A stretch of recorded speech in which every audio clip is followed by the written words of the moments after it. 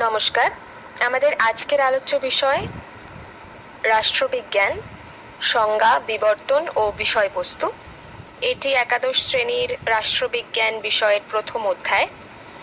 রাষ্ট্রবিজ্ঞান সম্পর্কে আলোচনা করার আগে আমাদের যেটা মনে রাখা উচিত যে মানুষ একজন সমাজবদ্ধ জীব।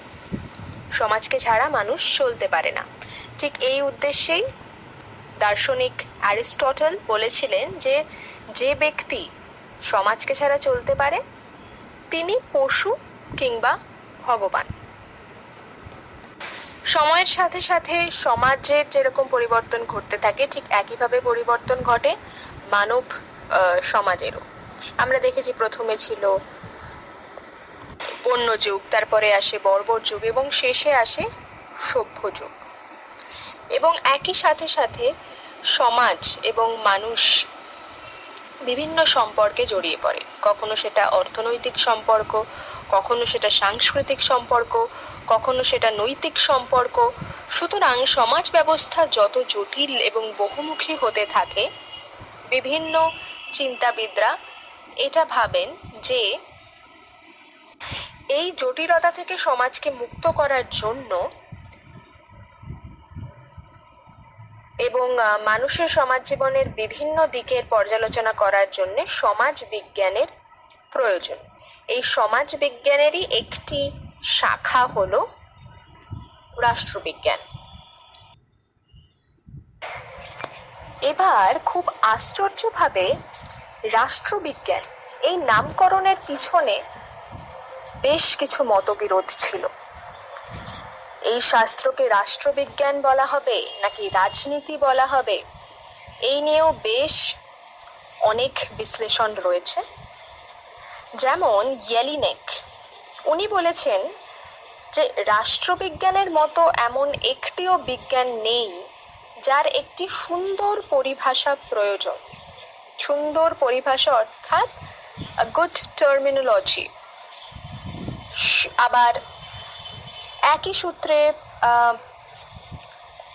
বিভিন্ন দার্শনিক, রাষ্ট্রবিজ্ঞানী, রাষ্ট্রচিন্তাবিদ, যার মধ্যে অন্যতম Aristotle, Sidgwick, Lowell, Jellinek, Lipson, Laski, Alan Ball, এনারা অবশ্যই ইয়েলিনেকের সূত্রে বেঁধেই বলেছেন যে রাষ্ট্রবিজ্ঞানের বদলে রাজনীতি, এই শাস্ত্রের নাম রাজনীতি হওয়া উচিত। আবার অন্যদিকে প্রাইস, সিলি, বার্জেসের মতো রাষ্ট্রবিজ্ঞানীরা রাষ্ট্রবিজ্ঞান কথাটি ব্যবহার করেছেন। অর্থাৎ আমরা বুঝতেই পারছি যে রাষ্ট্রবিজ্ঞান এবং রাজনীতির মধ্যে একটু হলেও তফাৎ, পার্থক্য আছে। তাহলে সেটা কি? এই বিষয়ে অধ্যাপক গার্নার তিনি বলেছেন যে রাষ্ট্রবিজ্ঞান হলো রাষ্ট্রের জীবন ও ঘটনাবলী সম্পর্কিত জ্ঞান, কিন্তু রাজনীতি হলো জনগণের সমস্যার প্রশাসন বিষয়ক কার্যাবলীর সমষ্টি। তাহলে আমরা যদি সহজ ভাষায় বলি তাহলে আমরা কি বলতে পারি? যে রাজনীতি হলো রাষ্ট্রবিজ্ঞানের ব্যবহারিক দিক মাত্র। তাই রাজনীতিতে ইচ্ছুক বহু মানুষ রাষ্ট্রবিজ্ঞান সম্পর্কে একেবারেই কিছু না জানতে পারেন। আমরা দেখেছি বা আমরা দেখি যে একই দেশের বিভিন্ন রাজনৈতিক দলের মধ্যে রাজনৈতিক দৃষ্টিভঙ্গির পার্থক্য থাকে, বা বিভিন্ন দেশে রাজনীতির পার্থক্য থাকে, রাজনৈতিক দৃষ্টিভঙ্গির পার্থক্য থাকে। কিন্তু তাই বলে রাষ্ট্রবিজ্ঞানের তত্ত্বসমূহ এক এক দেশে এক এক রকম হবে এইটা সম্ভব না। The theories are uniform in every country. রাষ্ট্রবিজ্ঞানের তত্ত্বসমূহ ভিন্ন হতে পারে না, যদিও বিভিন্ন দেশে রাজনৈতিক দৃষ্টিভঙ্গির মধ্যে পার্থক্য দেখা যেতেই পারে।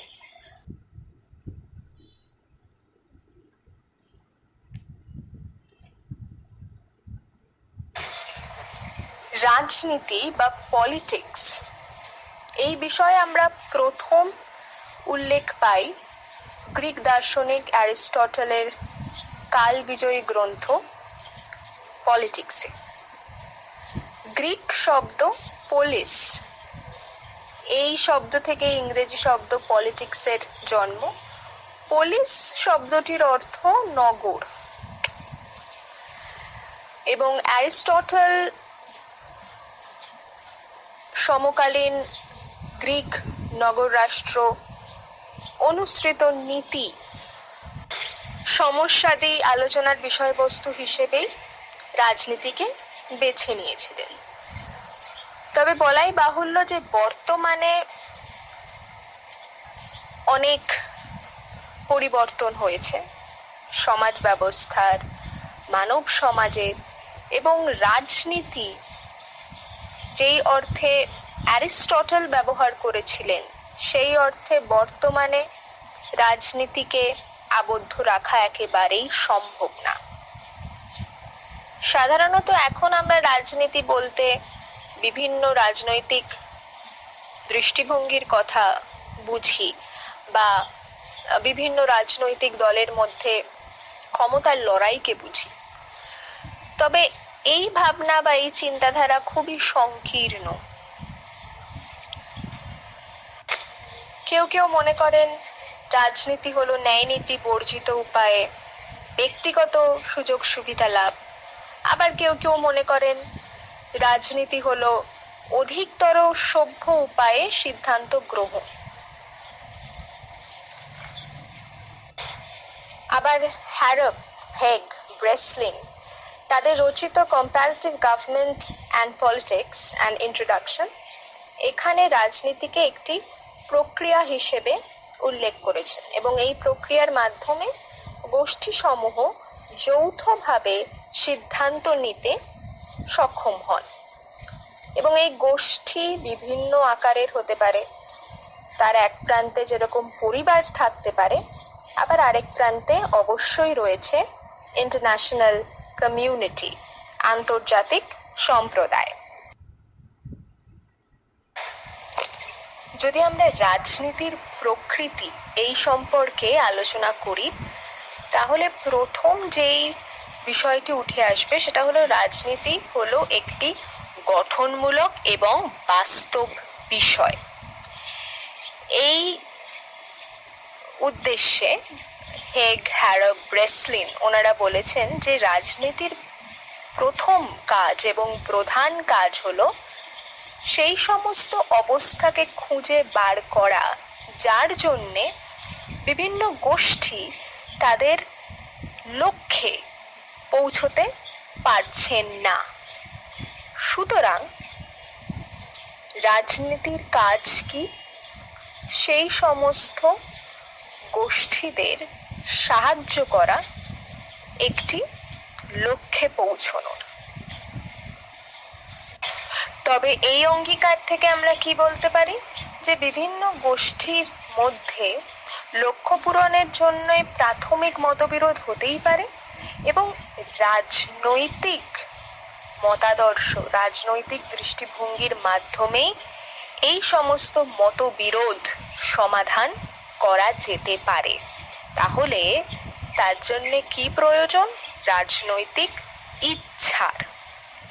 তাহলে রাজনীতির আরেকটা কাজ হলো রাজনৈতিক মতাদর্শ, রাজনৈতিক ইচ্ছার মাধ্যমে সমাধান বার করা। কিসের সমাধান? বিভিন্ন মতবিরোধের। আবার লেনিন উনি বলেছেন রাজনীতি হলো অর্থনীতি ঘনীভূত প্রকাশ, এবং এর ফলে প্রচলিত সমাজ ব্যবস্থা ও সংরক্ষণের মাধ্যমে রাজনীতি অর্থনীতিরও সেবা করে থাকে। সময়ের সাথে সাথে রাষ্ট্রবিজ্ঞানের ধ্যান ধারণারও অনেক পরিবর্তন ঘটেছে। সুতরাং আজ অবধি কোনো একটি সর্বগ্রহণযোগ্য সংজ্ঞায় আমরা আসতে পারিনি। এই বিষয়ে ইয়েলেনিক বলেছেন যে নামকরণের ক্ষেত্রে রাষ্ট্রবিজ্ঞানকে কেন্দ্র করে যা মতবিরোধ রয়েছে তা অন্য কোনো বিজ্ঞানকে কেন্দ্র করে নেই। এরকম বহু বিশ্লেষণের মধ্য দিয়ে যেতে যেতে বহু রাষ্ট্রবিজ্ঞানী চিন্তাবিদরা রাষ্ট্রবিজ্ঞানের সংজ্ঞা সম্পর্কে প্রধানত দুটো বিষয় নিয়ে কথা বলেছেন। এক নম্বর বিষয় রাষ্ট্রকেন্দ্রিক এবং দ্বিতীয় বিষয় অরাষ্ট্রকেন্দ্রিক। রাষ্ট্রকেন্দ্রিক সংজ্ঞাকে আমরা সাবেকি বা সনাতন সংজ্ঞাও বলে থাকি।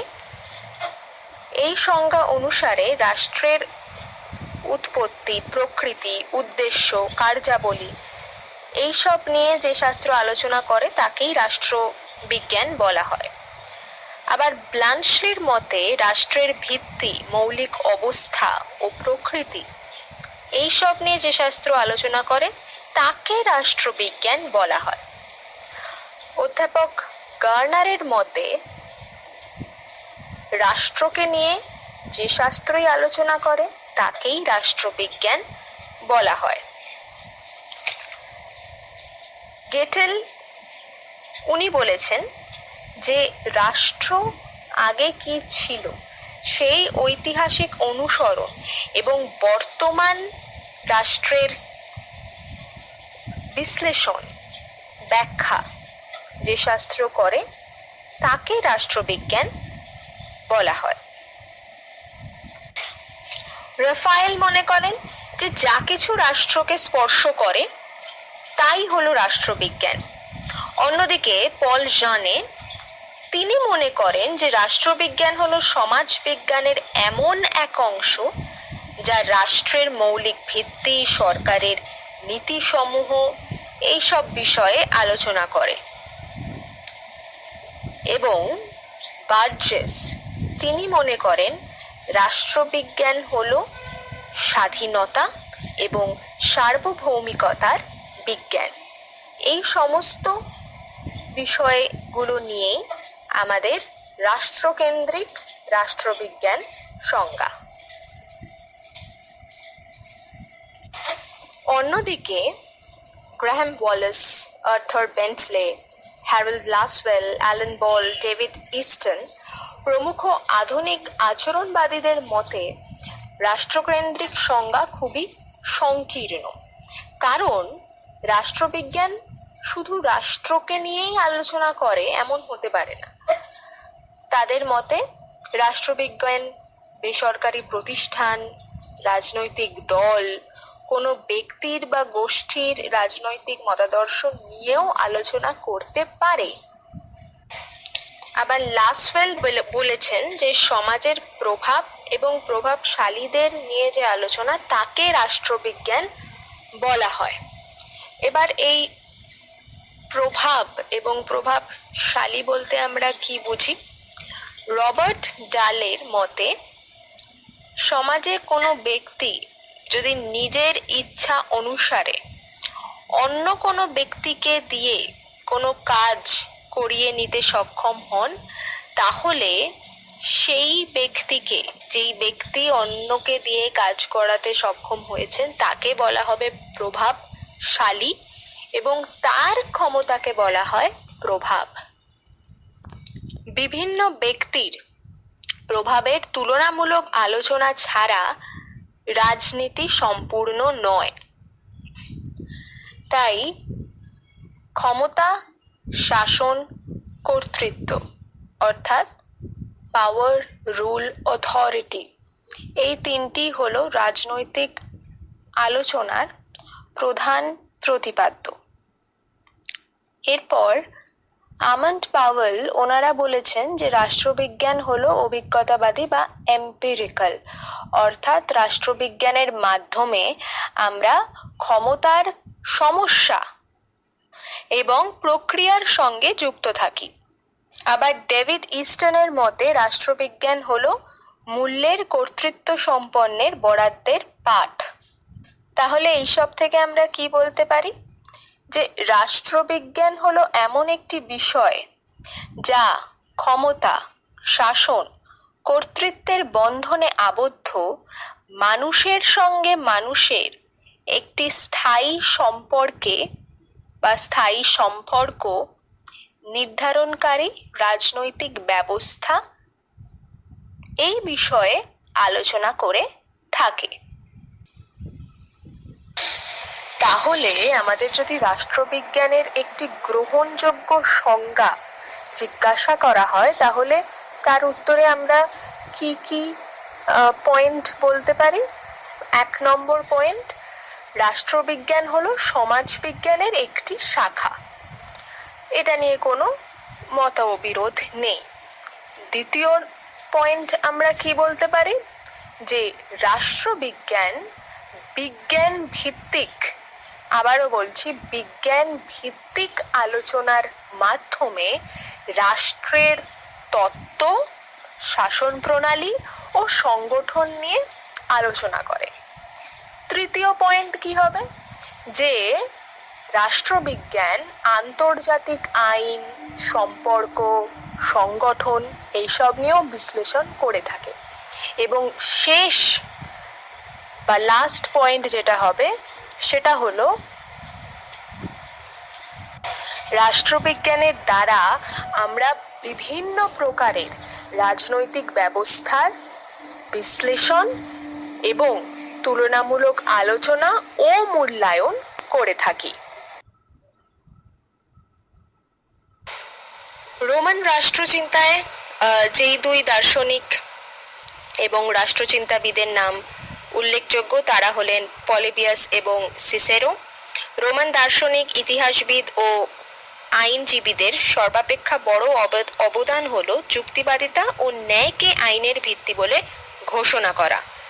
তাছাড়া মিশ্র শাসন ব্যবস্থা, ক্ষমতা ও ভারসাম্যের নীতি এবং বিশ্ব ভ্রাতৃত্ববোধ ও সার্বজনীন নাগরিকত্বের ধারণাকে বাস্তব রূপদানের প্রয়াস রোমান রাষ্ট্রচিন্তাকে যথেষ্ট সমৃদ্ধ করেছিল। রাষ্ট্রবিজ্ঞানের বিবর্তনের ক্ষেত্রে প্রথমেই আমাদের যা মনে রাখা দরকার সেটা হলো প্রাচীন গ্রিসের রাজনীতি সংক্রান্ত আলোচনা। এবং গ্রিস বলতেই আমাদের যে 2 দার্শনিকের কথা মনে পড়ে তারা হলেন অ্যারিস্টটল এবং প্লেটো। প্লেটোর রিপাবলিক, স্টেটসম্যান, লজ এই সমস্ত গ্রন্থে আমরা বারবার রাজনীতির সঙ্গে দর্শনের মেলবন্ধন খুঁজে পাই। অ্যারিস্টটলের পলিটিক্স নিয়ে আমরা এর আগেও আলোচনা করেছি এবং বলা যায় যে গ্রিক শব্দ পোলিস এর থেকে ইংরেজি শব্দ পলিটিক্সের জন্ম।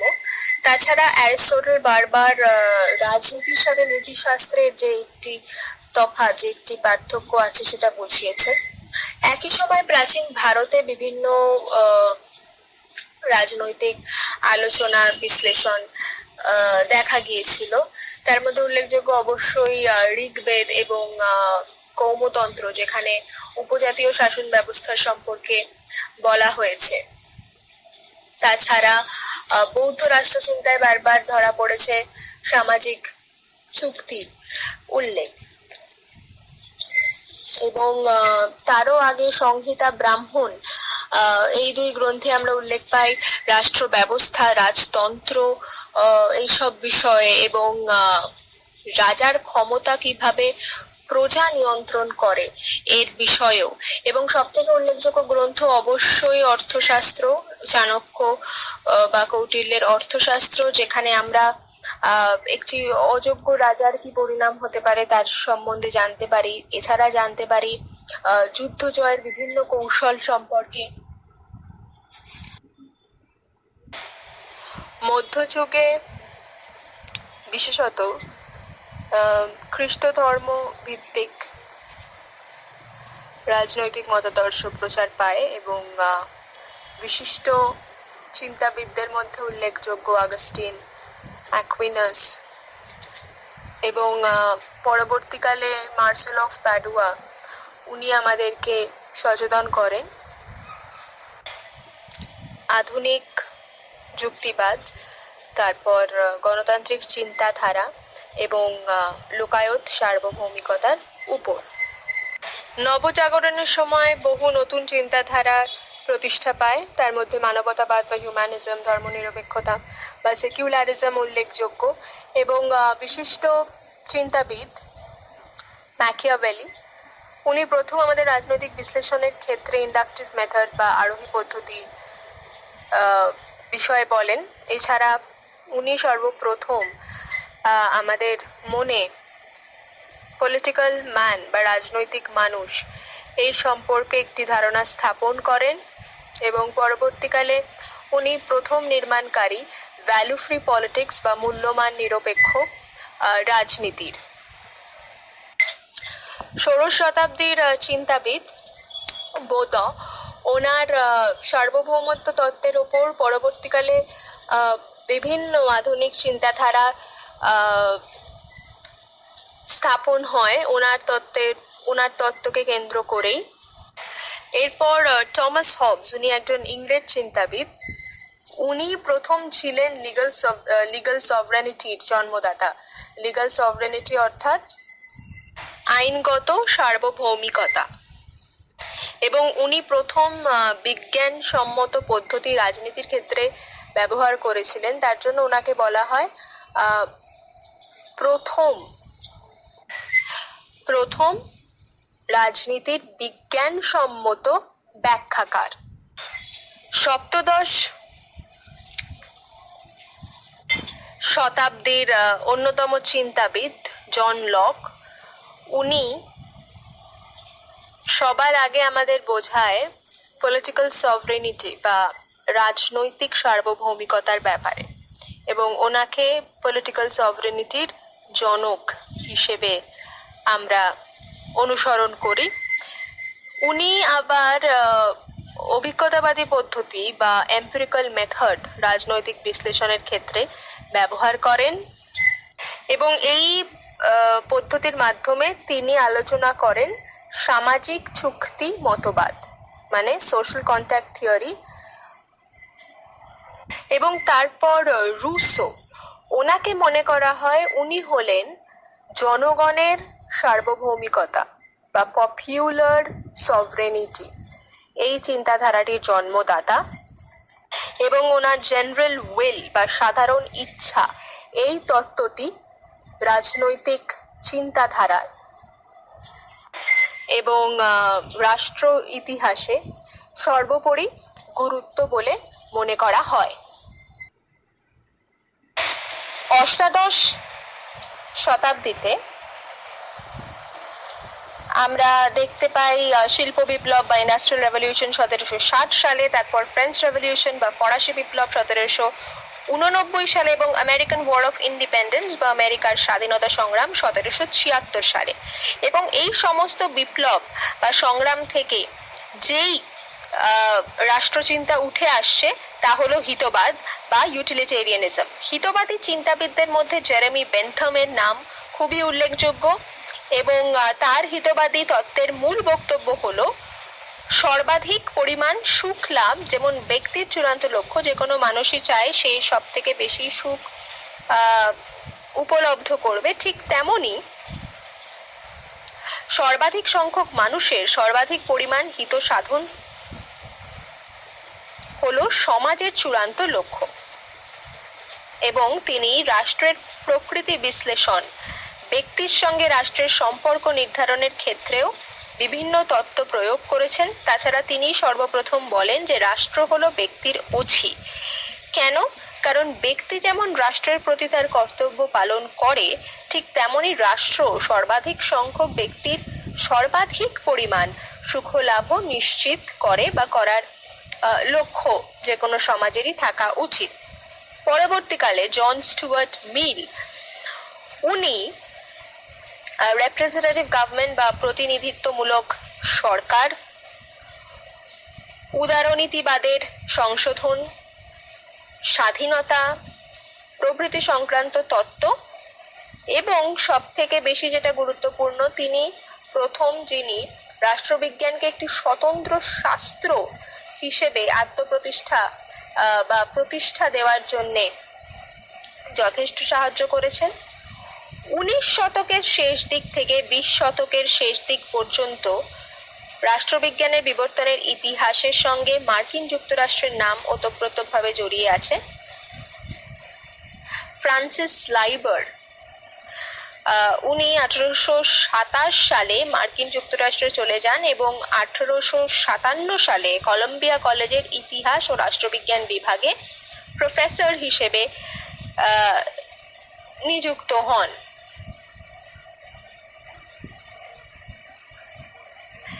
1853 সালে প্রকাশিত তার civil liberty and self government নামক গ্রন্থটি একটি স্বতন্ত্র শাস্ত্র হিসেবে রাষ্ট্রবিজ্ঞানের বিকাশের ক্ষেত্রে বেশ অবদান রেখে গিয়েছেন।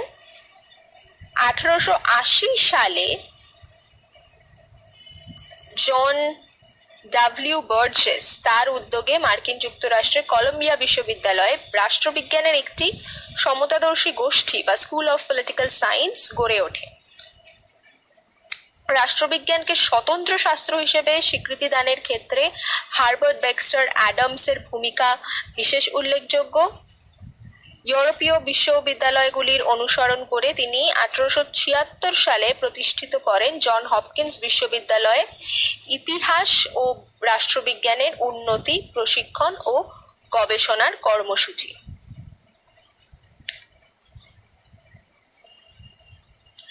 এবং the John Hopkins Studies in Historical and Political Science বিভিন্ন ধরনের উদ্যোগের সাথে যুক্ত হয়। পরবর্তীকালে চার্লস ক্যান্ডেল অ্যাডামসের নেতৃত্বে মিশিগান ইউনিভার্সিটিতে রাষ্ট্রবিজ্ঞানে এমএ পড়ানো এবং পিএইচডি গবেষণার কাজ শুরু হয় এবং বহু বিশ্ববিদ্যালয় মিশিগান বিশ্ববিদ্যালয় নিয়ে তারা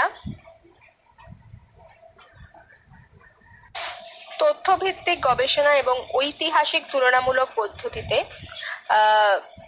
গবেষণার বিজ্ঞানসম্মত পদ্ধতি হিসেবে গ্রহণ করেন। পরবর্তীকালে জেমস ব্রাইস তার আমেরিকান কমনওয়েলথ এই গ্রন্থে অবরোহী পদ্ধতির পরিবর্তে আরোহী পদ্ধতির সাহায্যে আমেরিকার যে প্রতিষ্ঠান সমূহ ও জনসাধারণের প্রকৃত অবস্থার বিচার বিশ্লেষণ করার কথা বলেছেন। অন্যদিকে 1903 সালে নিউ অরলিয়ান্সে আমেরিকান পলিটিক্যাল সায়েন্স অ্যাসোসিয়েশন এই প্রতিষ্ঠানটি রাষ্ট্রবিজ্ঞানের অগ্রগতির পথ আরও প্রশস্ত করে। রাজনৈতিক প্রতিষ্ঠান সমূহ ও প্রক্রিয়াগুলির প্রকৃতি অবস্থা সম্পর্কে তথ্য সংগ্রহ ও শ্রেণী বিভাজনের ওপর ওই সংঘ বিশেষ গুরুত্ব আরোপ করে। চার্লস হ্যানিম্যান মন্তব্য করেছেন যে বৈধ সরকারের সাংগঠনিক কাঠামো, সিদ্ধান্ত গ্রহণ ও তার রূপায়ণ প্রক্রিয়া, নিয়ন্ত্রণের রাজনীতি, নীতিসমূহ এবং মানুষের পরিবেশ রাষ্ট্রবিজ্ঞানের আলোচ্য বিষয়সূচির অন্তর্ভুক্ত হওয়ার ফলে তার পরিধি আরও সম্প্রসারিত হয় বা হয়েছে। আবার অন্যদিকে 20 শতকের দৃষ্টবাদী আন্দোলন বা পজিটিভিস্ট আন্দোলনের ফলে রাষ্ট্রবিজ্ঞান পাঠের ক্ষেত্রে অভিজ্ঞতাবাদী এম্পিরিক্যাল ও পরিসংখ্যানমূলক স্ট্যাটিস্টিক্যাল পদ্ধতির প্রয়োগ শুরু হয়। 1923 সালে সমাজবিজ্ঞান গবেষণা পর্ষদ গঠিত হয়। ওই পর্ষদ অর্থনীতি, সমাজবিদ্যা, রাষ্ট্রবিজ্ঞানের গবেষণাকে বৈজ্ঞানিক স্তরে আরও বেশি উন্নত করার জন্যে বিভিন্ন ধরনের কাজকর্ম শুরু করে। রকফেলার ফাউন্ডেশনের সাহায্যে সমাজ বিজ্ঞান গবেষণার আরও অনেক কাজ শুরু হয়। আচরণবাদীরা তারা রাষ্ট্রবিজ্ঞানের যে সাবেকি দৃষ্টিভঙ্গি তাকে তুমুল নিন্দা করে।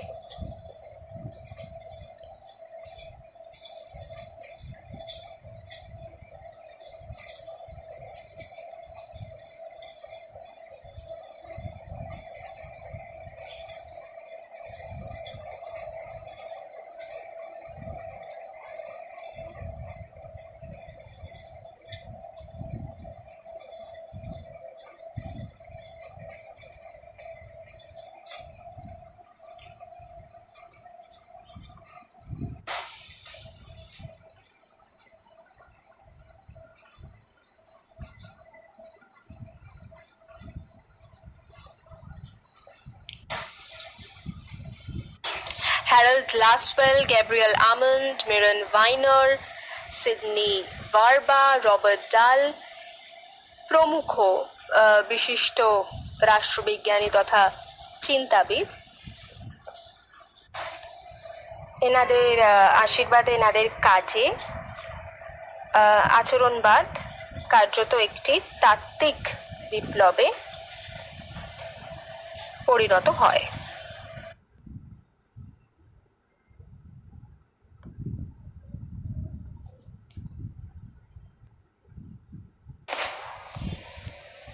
বিগত শতকের 60-এর দশকের শেষ দিক থেকে মার্কিন রাষ্ট্রবিজ্ঞান সংঘ এর একদল তরুণ রাষ্ট্রবিজ্ঞানী আচরণবাদের বিরোধিতা করতে শুরু করেন। কিন্তু কেন? তারা বলেন যে বিভিন্ন দৃষ্টান্ত, ধারণাগত কাঠামো, নমুনা সংগ্রহ প্রভৃতির ওপর অত্যাধিক পরিমাণে গুরুত্ব আরোপ করে আচরণবাদী রাষ্ট্রবিজ্ঞানীরা কার্যক্ষেত্রে অর্থসামাজিক দিকটিকে উপেক্ষা করেছেন। তাই মার্কিন যুক্তরাষ্ট্রের ক্রমবর্ধমান সংকটের কারণ বিশ্লেষণ বা ব্যাখ্যা করতে তারা ব্যর্থ হয়েছে। তাদের আরো কয়েকটি অভিযোগ ছিল, যেমন মূল্যবাদকে বাদ দিয়ে অভিজ্ঞতাবাদী রক্ষণশীলতার আড়ালে একটি বিশেষ রাজনৈতিক দর্শনকে আচরণবাদীরা লালন পালন করছিলেন।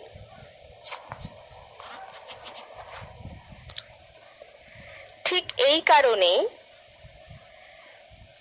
এই তরুণ গোষ্ঠী মূল্যবোধ, ন্যায়, স্বাধীনতা ও সাম্যের ওপর বিশেষ গুরুত্ব আরোপ করে একটি আন্দোলনের সূত্রপাত করে। সেই আন্দোলনকেই আমরা বলি আচরণবাদোত্তর বিপ্লব।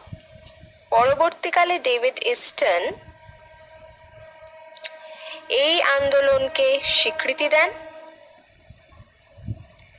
তিনি এও বলেন যে এই আন্দোলন কোনো প্রক্রিয়া নয়, এটি একটি প্রকৃত বিপ্লব।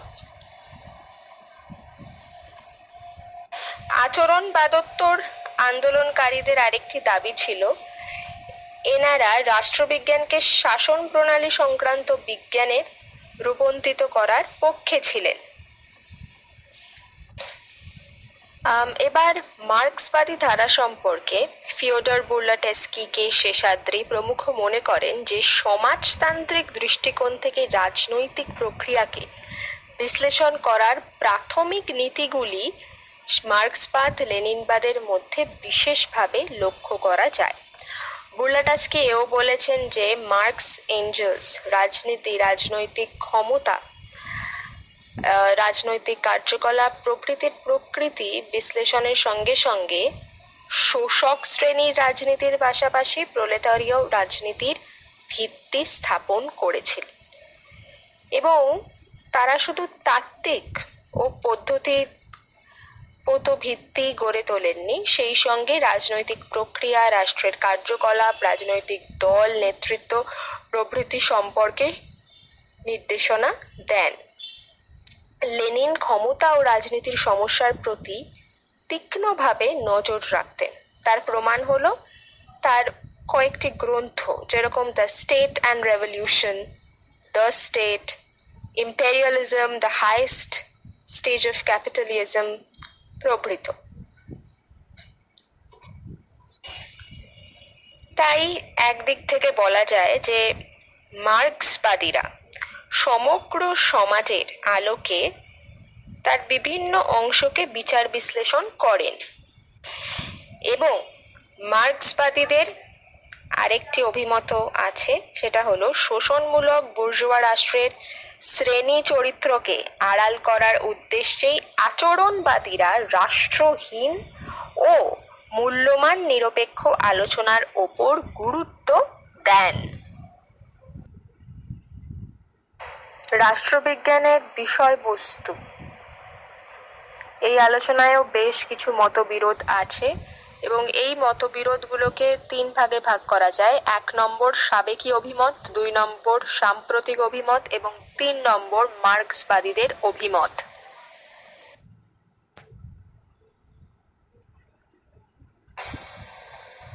সাবেকি অভিমত এই বিষয়ে অধ্যাপক গার্নার, ব্লাঞ্চলি প্রমুখ রাষ্ট্রবিজ্ঞানী রাষ্ট্রকেই রাষ্ট্রবিজ্ঞানের বিষয়বস্তু বলে বর্ণনা করেছে। সুতরাং এই বলা যায় যে সাবেকি অভিমতে রাষ্ট্র অথবা সরকার এই নিয়ে বেশ একটা গুরুত্বপূর্ণ বিষয়বস্তু হিসেবে বাছা হয়। গার্নারের ভাষায় রাষ্ট্রবিজ্ঞানের সূচনা ও সমাপ্তি রাষ্ট্রকে নিয়ে। আবার ব্লাঞ্চলি বলেছেন রাষ্ট্রবিজ্ঞানের আলোচ্য বিষয় হলো রাষ্ট্র। রাষ্ট্রবিজ্ঞান রাষ্ট্রের ভিত্তি, মৌলিক অবস্থা, প্রকৃতি, বিভিন্ন রূপ ও বিবর্তন নিয়ে আলোচনা করে। কিন্তু রাষ্ট্রের ধারণা হলো একটি বিমূর্ত ধারণা। এই ধারণা সরকারের মাধ্যমে বাস্তব রূপ পরিগ্রহ করে। তাই আবার সিলি, স্টিফেন লিকক প্রমুখ মনে করেন যে রাষ্ট্রবিজ্ঞান রাষ্ট্রের পরিবর্তে কেবল সরকারকে নিয়েই আলোচনা করতে অধিক আগ্রহী। সাবেকি অভিমতের পরের বিষয়বস্তু আরেকটি হলো যে রাষ্ট্রকেন্দ্রিক আলোচনা ক্ষেত্রের পরিধি বিস্তার। গিলক্রিস্ট, লাস্কি প্রমুখ রাষ্ট্রবিজ্ঞানী রাষ্ট্রবিজ্ঞান কেবল রাষ্ট্র কিংবা কেবল সরকার নিয়েই আলোচনা করে এরকম মতামতের নিন্দে করে। রাষ্ট্র ও সরকার উভয়েই রাষ্ট্রবিজ্ঞানের বিষয়সূচির অন্তর্ভুক্ত। আবার ইসি স্মিথ, এজে জার্সার এনারা মনে করেন যে রাষ্ট্রবিজ্ঞান রাষ্ট্রের তত্ত্ব, সংগঠন ও সরকার সম্পর্কে আলোচনা করে। উইলবি বলেছেন যে সাধারণভাবে বলতে গেলে রাষ্ট্রবিজ্ঞানের তিনটি গুরুত্বপূর্ণ আলোচ্য বিষয় রয়েছে। কি কি? 1 রাষ্ট্র, 2 সরকার এবং 3 আইন। সর্বোপরি কোনো আধুনিক রাষ্ট্রবিজ্ঞানী আন্তর্জাতিক সম্পর্ক, আন্তর্জাতিক আইন, রীতি নীতি প্রভৃতিকে রাষ্ট্রবিজ্ঞানের বিষয়বস্তুর অন্তর্ভুক্ত করার পক্ষে। আবার গ্রিভস, রবসন এনারা মানুষের নৈতিক সমস্যাকেও রাষ্ট্রবিজ্ঞানের বিষয়সূচির অন্তর্ভুক্ত করার পক্ষপাতী। গ্রিভস বলেছেন যে মূল্য বিচার অর্থাৎ ভালো মন্দ সম্পর্কে সঠিক ধারণা উপস্থিত করতে ব্যর্থ হলে রাষ্ট্রবিজ্ঞানের গুরুত্ব ও প্রয়োজনীয়তা যথেষ্ট পরিমাণে হ্রাস পাবে। আবার কোনো রাষ্ট্রবিজ্ঞানী কথাও মনে করেন যে রাষ্ট্রবিজ্ঞানের আলোচ্য বিষয়বস্তুর মধ্যে যদি রাষ্ট্র সম্পর্কে তত্ত্বগত ও বাস্তব উভয় দিককেই স্থান না দেওয়া হয় তাহলে বিষয়বস্তুর পরিপূর্ণতা আসবে না। তাই সিসবিক, ইয়েলিনেক, পোলক প্রমুখ রাষ্ট্রবিজ্ঞানের বিষয়বস্তুকে দুভাগে ভাগ করে আলোচনা করেছেন। কি 2 ভাগ? তত্ত্বগত রাজনীতি বা থিওরিটিক্যাল পলিটিক্স এবং ফলিত বা ব্যবহারিক রাজনীতি অর্থাৎ অ্যাপ্লাইড পলিটিক্স। এরপরে আমরা যদি দেখি তাহলে আধুনিক রাষ্ট্র ও সরকার সম্পর্কিত কোনো আলোচনায় সম্পূর্ণ লাভ করবে না যদি আমরা তাদের সম্পর্কে বিশ্লেষণমূলক আলোচনা করতে না পারি।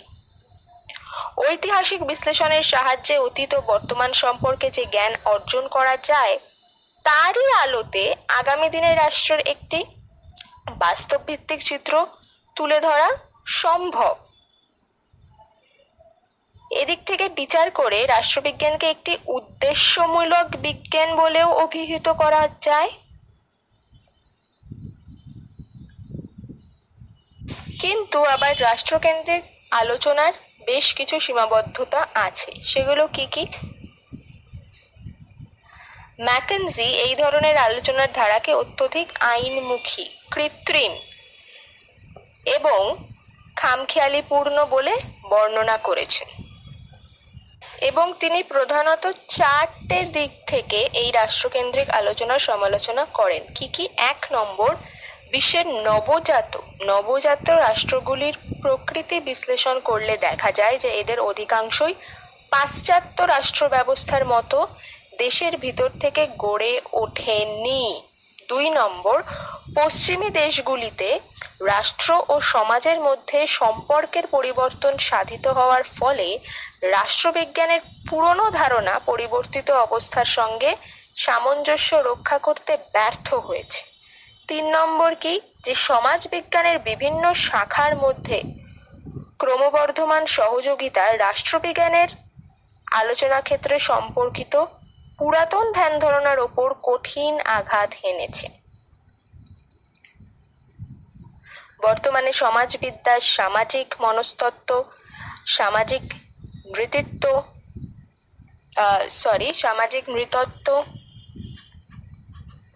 এই সমস্ত বিষয়গুলি আবির্ভাবের ফলে রাষ্ট্রবিজ্ঞানের ওপর আইনশাস্ত্রের প্রভাব যথেষ্ট পরিমাণে হ্রাস পেয়েছে। এবং 4th পয়েন্ট, সেটা হলো বর্তমানে বিভিন্ন সামাজিক গোষ্ঠীর আলোচনা রাষ্ট্রবিজ্ঞানের অন্তর্ভুক্ত হওয়ায় রাষ্ট্রবিজ্ঞানের রাষ্ট্রকেন্দ্রিক আলোচনার পরিসমাপ্তি ঘটেছে।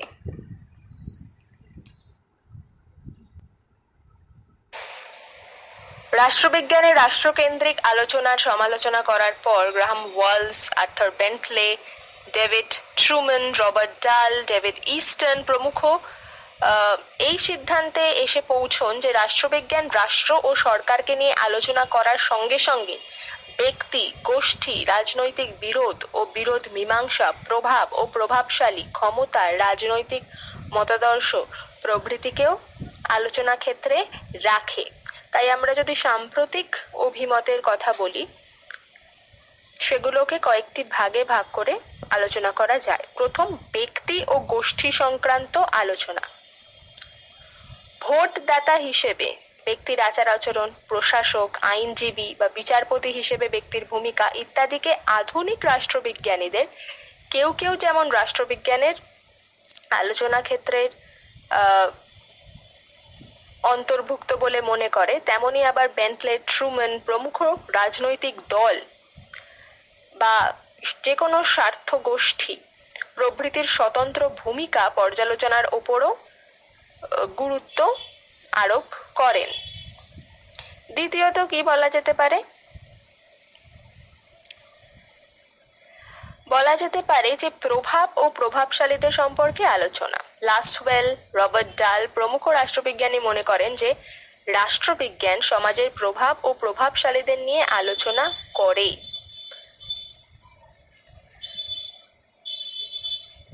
প্রভাবশালী এবং প্রভাব কি সেটা আমরা আগেই আলোচনা করেছি।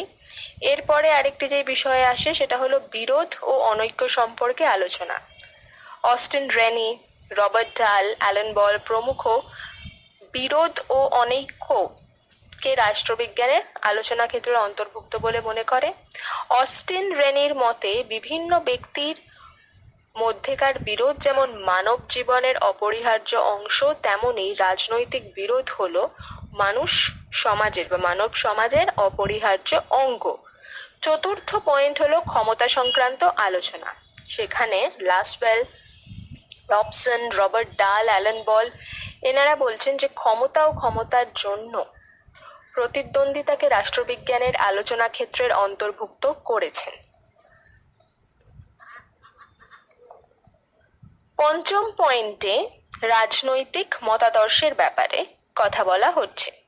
কোনো রাষ্ট্রবিজ্ঞানী রাজনৈতিক ক্ষমতা ও কার্যাবলীর নিয়ন্ত্রণকারী রাজনৈতিক মতাদর্শের আলোচনাকে রাষ্ট্রবিজ্ঞানের বিষয়বস্তুর অন্যতম গুরুত্বপূর্ণ দিক বলেও মনে করেন। আর 6ঠ পয়েন্ট হলো রাজনৈতিক ব্যবস্থার আলোচনা, যেখানে আমন্ড, পাওয়েল, ডেভিড ইস্টন প্রমুখ রাষ্ট্রবিজ্ঞানের রাষ্ট্রকেন্দ্রিক আলোচনা ধারার পরিবর্তে রাজনৈতিক ব্যবস্থার বিশ্লেষণের ওপর অধিক গুরুত্ব আরোপ করেন।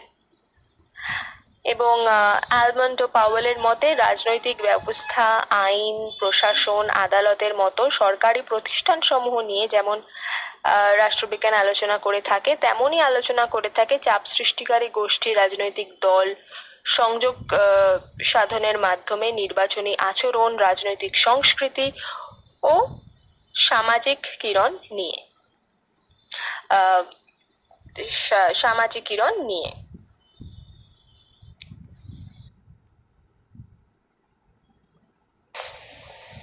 এবার মার্ক্সবাদীদের অভিমত কি, এটাকেও আমরা বিভিন্ন ভাগে ভাগ করি। প্রথমত, আন্তর্জাতিক রাষ্ট্রবিজ্ঞান সম্মেলন গৃহীত প্রস্তাব। সেইখানে দেখাচ্ছে যে আলোচনা ক্ষেত্রের ক্রমবর্ধমান পরিধি বারবার বাড়ছে রাষ্ট্রবিজ্ঞানে। কি বলছে যে 1948 সালের সেপ্টেম্বর মাসে প্যারিসে অনুষ্ঠিত আন্তর্জাতিক রাষ্ট্রবিজ্ঞান সম্মেলনে গৃহীত প্রস্তাবে বলা হয় যে রাষ্ট্রবিজ্ঞানের বিষয়বস্তু তথা আলোচনা ক্ষেত্রে অনেক কিছু বিষয়ে দেখা যায়। সেগুলো কি কি? 1, রাজনৈতিক তত্ত্বসমূহ ও তাদের ইতিহাস। 2, রাজনৈতিক প্রতিষ্ঠানসমূহ। 3, রাজনৈতিক দল, গোষ্ঠী, জনমত। এবং 4, আন্তর্জাতিক সম্পর্ক। এছাড়া এই আলোচনা ক্ষেত্রের আর কি কি দিক আছে? একটা হলো গতিশীল বিজ্ঞান। সাম্প্রতিককালে রাষ্ট্রবিজ্ঞানের আলোচনা ক্ষেত্রের পরিধি অস্বাভাবিকভাবে বৃদ্ধি পেয়েছে। তাই বর্তমানে রাষ্ট্রের উৎপত্তি, আকৃতি, প্রকৃতি ও কার্যাবলী ছাড়াও কিভাবে রাজনৈতিক সিদ্ধান্তসমূহ সরকার কর্তৃক গ্রহণ করবে বা কিভাবে সিদ্ধান্তসমূহ সরকার কর্তৃক গৃহীত হয়, কোন কোন বিষয় সরকারি সিদ্ধান্তকে প্রভাবিত করে প্রভৃতিও আলোচনার বিষয়। মাইকেল কার্টিস উনি বলেছেন যে রাষ্ট্রবিজ্ঞান কেবল আনুষ্ঠানিকভাবে গঠিত নয়, এমন সংগঠন, রাজনৈতিক দল, চাপ সৃষ্টিকারী গোষ্ঠী, ভোট সম্পর্কিত ব্যবহার, বিভিন্ন ব্যক্তিত্বের ভূমিকা, সামাজিক ব্যবহার, অভ্যাস ও প্রথা, সমাজের সাধারণ সাংস্কৃতিক ও শিক্ষাগত ধরন, যোগাযোগ এবং প্রভাব বিস্তারের উপায়সমূহ, সমাজের অর্থনৈতিক, প্রযুক্তিগত ও জনসংখ্যা সম্পর্কিত বিভিন্ন অবস্থার বিচার বিশ্লেষণও করে থাকে।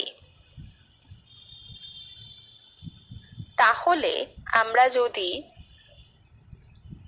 রাষ্ট্রবিজ্ঞানের বিষয়বস্তু নিয়ে আলোচনা করি তাহলে তার মধ্যে কি কি দিক দেখা যাবে? 1, অবশ্যই রাজনৈতিক তত্ত্ব, দর্শন, মতাদর্শ। 2, আমরা দেখতে পাই রাজনৈতিক দল, চাপ সৃষ্টিকারী গোষ্ঠী, জনমত, এইসব নিয়ে আলোচনা। 3, অবশ্যই সাংবিধানিক ও প্রশাসনিক আইন। 4, যে কোনো ধরনের রাষ্ট্রীয় সংগঠন ও প্রতিষ্ঠান। 5, রাষ্ট্রীয় প্রশাসন। 6, আমরা বলতে পারি যে রাজনৈতিক অংশগ্রহণ ও সামাজিকীকরণ। 7, অবশ্যই ভোট সংক্রান্ত আচরণ। 8, আমরা বলতে পারি যে রাজনৈতিক ক্ষমতা ও কর্তৃত্ব, যা বারবার আমরা দেখি। 9ম পয়েন্ট আমরা বলতে পারি যে তুলনামূলক রাজনীতি। এবং শেষ আমরা যেটা বলতে পারি, যেটা খুবই জরুরি, সেটা হলো আন্তর্জাতিক সম্পর্ক, আন্তর্জাতিক আইন এবং আন্তর্জাতিক সংগঠন ও কূটনীতি হিসেবেও আলোচনা করে। এবার সাম্প্রতিক অভিমত, এই অভিমত বেশ কিছু সমালোচনার মুখোমুখি হয়েছে, যার মধ্যে প্রথম কারণ হলো গিয়ে যারা রাষ্ট্রবিজ্ঞানের বিষয়বস্তুর মধ্যে ব্যক্তি ও বিভিন্ন গোষ্ঠীকে অন্তর্ভুক্ত করার পক্ষপাতী, তারা রাজনৈতিক প্রক্রিয়া ও ব্যবস্থার সঙ্গে সম্পর্কিত ব্যক্তি বা গোষ্ঠীর কথাই বলছেন। আবার দ্বিতীয় যে একটি মত আসে সেটা হলো গিয়ে যারা সব ধরনের বিরোধকে রাষ্ট্রবিজ্ঞানের বিষয়বস্তুর অন্তর্ভুক্ত করার পক্ষপাতী, তাদের বক্তব্যের সীমাবদ্ধতা সম্পর্কে সচেতন থাকা প্রয়োজন। এবং 3 নম্বর যেটা হলো যে রাষ্ট্রবিজ্ঞানকে যারা প্রভাব ও প্রভাবশালীদের সম্পর্ক বিষয়ক আলোচনা বলে মনে করেন, তারা কার্যত সমগ্র সমাজের পরিবর্তে সংখ্যালঘু একটি অংশের মধ্যে রাজনীতিকে সীমাবদ্ধ রেখে ভুল করছেন, কারণ রাজনীতি সবার হওয়া উচিত। এবং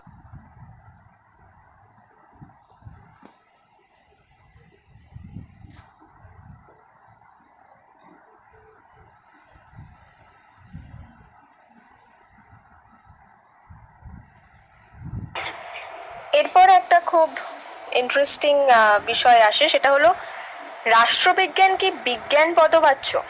এইটার উত্তর যদি আমাদের খুঁজে পেতে হয় তাহলে সবার আগে আমাদের আরেকটা প্রশ্ন করতে হবে, সেটা হলো রাষ্ট্রবিজ্ঞানকে বিজ্ঞান না বলার কারণ কি কি হতে পারে। প্রথম কারণ সেটা হলো বিষয়বস্তুর ব্যাপকতা। দেখো, রাষ্ট্রবিজ্ঞানের বিষয়বস্তু ব্যাপক, জটিল এবং অনিশ্চিত। তাই যে কোনো বিজ্ঞানের অন্য যেই বিষয়গুলো আছে, যেমন ধরো পদার্থবিদ্যা, রসায়নবিদ্যা, এগুলোর ক্ষেত্রে একটা নির্দিষ্ট বিশ্লেষণ শ্রেণীবিন্যাস থাকে, যেটা রাষ্ট্রবিজ্ঞানের ক্ষেত্রে সম্ভব নয়। দ্বিতীয় কারণ সেটা হলো গিয়ে ধারাবাহিকতার অভাব। যে কোনো বিজ্ঞানের উৎপত্তি ও ক্রমবিকাশের ইতিহাস পর্যালোচনা করলে তার মধ্যে একটা ধারাবাহিকতা লক্ষ্য করা যায়, কিন্তু রাষ্ট্রবিজ্ঞানের বিকাশের ক্ষেত্রে এরকম কোনো ধারাবাহিকতা আমরা লক্ষ্য করতে পারি না। 3 নম্বর কারণ হলো গিয়ে তথ্যের থেকে অনেক বেশি তত্ত্ব নির্ভর। যেমন ধরো ভৌত বিজ্ঞানের ক্ষেত্রে বিজ্ঞানীরা তত্ত্ব ও তথ্যকে সমান গুরুত্ব দিয়ে বৈজ্ঞানিক অনুশীলন করেন, কিন্তু রাষ্ট্রবিজ্ঞানীরা বৈজ্ঞানিক অনুশীলন অপেক্ষা দার্শনিক চিন্তাভাবনা ও মতামতকে বেশি প্রাধান্য দিয়ে থাকেন। 4 নম্বর কারণ হলো বৈজ্ঞানিক পদ্ধতি সমূহ অনুসরণ করা অসম্ভব। রাষ্ট্রবিজ্ঞানের ক্ষেত্রে অনুসন্ধান ও পরীক্ষামূলক পদ্ধতি কখনোই সঠিকভাবে অনুসরণ করা যায় না। তার কারণ মানুষ এবং মানব সমাজ, এই হলো রাষ্ট্রবিজ্ঞানের বিষয়বস্তু। এবার প্রকৃতি বিজ্ঞানীর মতো রাষ্ট্রবিজ্ঞানী নিজের প্রয়োজনে গবেষণা ক্ষেত্রে প্রয়োজনীয় পরিবেশ সৃষ্টি করে নিতে পারেন না। তাদেরকে এমন একটা পরিবেশে কাজ করতে হয় যেটা অলরেডি প্রেজেন্ট। এই বাহ্যিক পরিবেশে পরিবর্তনশীল বলেই রাষ্ট্রবিজ্ঞানের তা আয়ত্তের বাইরে। 5ম কারণ হিসেবে আমরা দেখেছি যে রাষ্ট্রবিজ্ঞানের মুখ্য উপাদান নির্ণয়ের ক্ষেত্রে বেশ কিছু মতপার্থক্য আছে। কোনো ঘটনা বা সামাজিক বিষয়ের সঙ্গে একাধিক উপাদান ও কারণ জড়িয়ে থাকে রাষ্ট্রবিজ্ঞানে। ওইসব উপাদান ও কারণের মধ্যে কোনটি মুখ্য এবং কোনটি মুখ্য নয়, এই বিষয়ে গবেষণের মাধ্যমে অ্যাটলিস্ট নির্ণয় করা যায় না।